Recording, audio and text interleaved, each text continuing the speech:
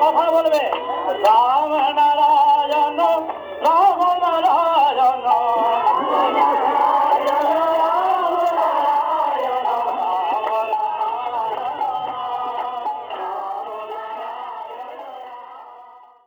রাম নারায়ণ রাম।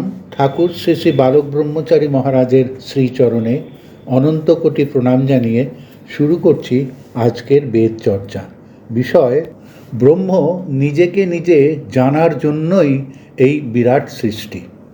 ঠাকুর বলছেন, কুয়াশা আমাদের সম্মুখীন হয়েছে, দরকার সূর্যের তাপ, কাজেই জ্যোতির ধ্যান করে যাব, সূর্যের আলোর ধ্যান করে যাব, তবেই আলোর দেখা পাবো। অন্ধকারেরও দরকার আছে, নতুবা আলোর অবস্থায় আসা যায় না। আলোই আমাদের একমাত্র সাধনা। আলো ইজ ইকুয়াল টু জ্যোতি।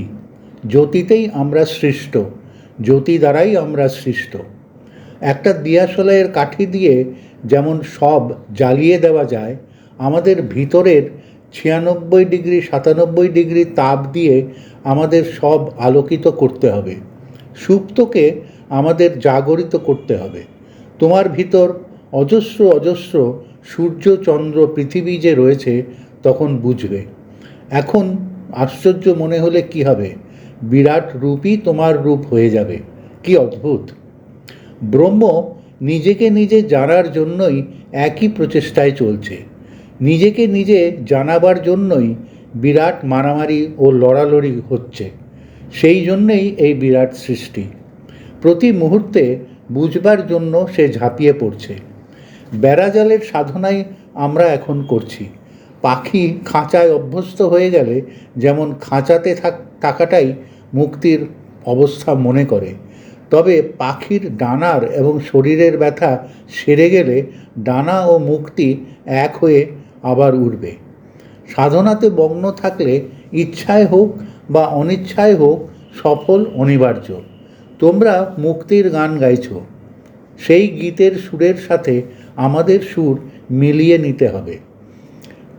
আঘাত প্রতিঘাত আমাদের গতিপথের সহায়ক। সেই সুরের সাধনার একমাত্র সহায়কের কার্য করছে তারা। প্রত্যেকটা ইন্দ্রিয় সাধনা করছে যার যার তৃপ্তির। তারা যেরূপ সাধনা করছে, আমরাও সেরূপ করছি। সেই তৃপ্তির খণ্ড খণ্ডের রূপ হতে আমরা অখণ্ডের দিকে যাচ্ছি। সেই সমস্ত ইন্দ্রিয় একত্রিত হয়েই সুস্বাদু তরকারি হয়, জ্ঞান বিবেক বিচার দেখা দেয়। সেই জ্ঞানই আমাদের একমাত্র সাধনা। সব কিছু নিয়েই জ্ঞান বুদ্ধি বিবেক ইত্যাদি। যত বাধা তত আমরা এগিয়ে যাচ্ছি। ঝড় ঝাপটা না থাকলে সুখে দুঃখে আমরা পঙ্গু হয়ে যেতাম। বিরাটকে জানতে যাচ্ছি আমরা মূল মন্ত্র বা মূল বাণীর সাহায্যে। আমরা জয়ের খেলা করছি, আমরা পরাজিত হতে পারি না। যে জিনিস জানলে সবকে হয় জানা, সেই অবস্থায় গেলে রোগ শোক দুঃখ পালিয়ে যাবে। আমাদের সাধনা ব্যবসায়িক নয়। নিজেকে যে সম্পূর্ণ বশে আনতে পারে, তখনই সে স্বাধীন। দেশ তখন এমনিতেই স্বাধীন হয়ে যাবে। আমরা এগিয়ে যাব জাগরণের দিকে, অর্থাৎ জাগরিত যে বস্তু সম্মুখীন আছে তার দিকে। আজ হীরক আমাদের সম্মুখীন। এইসব কয়লা নোংরা হয়। এই নোংরা শুধু বাচ্চা ছেলের প্রসবের অবস্থা। কাদা ছেনে যেরূপ মূর্তি হয় এবং সেই মূর্তিকেই পূজা করে সবারুরং মহাভিমাং, সেই মূর্তিকার তখন নিজের পূজা নিজে করছে। আমরাও সেই রূপ নিজেকে গড়াচ্ছি, যেভাবেই হোক নিজেকে ছেনে ছেনে। তখন আর পাথরের দিকে যেতে হবে না, আমার মূর্তির দিকেই আমি দেখব। রান্না আমরা শিখে গেছি, টোপামুচির আর দরকার হবে না। মূর্তিকে সম্মুখীন করে আমরা নিজেদের গড়ে তুলছি, জাগিয়ে তুলছি। তাই মূর্তি আয়নার সামিল। আমরা হারাইনি, এ কেবল সাময়িক অবস্থা। অনিবার্য আমরা জানবই। সাধনা সেখানেই সফল হবে।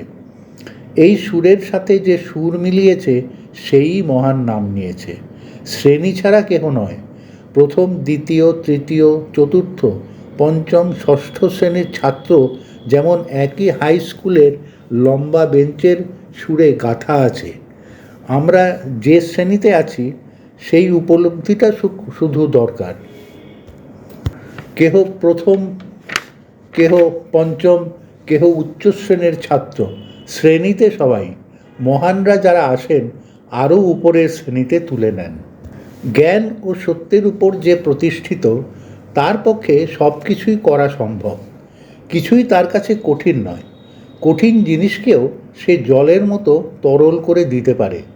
কঠিন যে লোহা, উপযুক্ত তাপ দিলে তাহাও গলে জলের মতো তরল হয়ে যায়।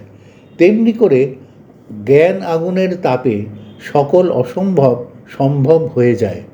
কঠিন জিনিসও তরল হয়ে যায়। জ্ঞানবান ও সত্যবানের যে বিরাট ক্ষমতা, তাহা কল্পনা করা যায় না। তাই জ্ঞান মার্গই আমাদের একমাত্র চলার পথ। জ্ঞানই আমাদের আরাধনার বস্তু।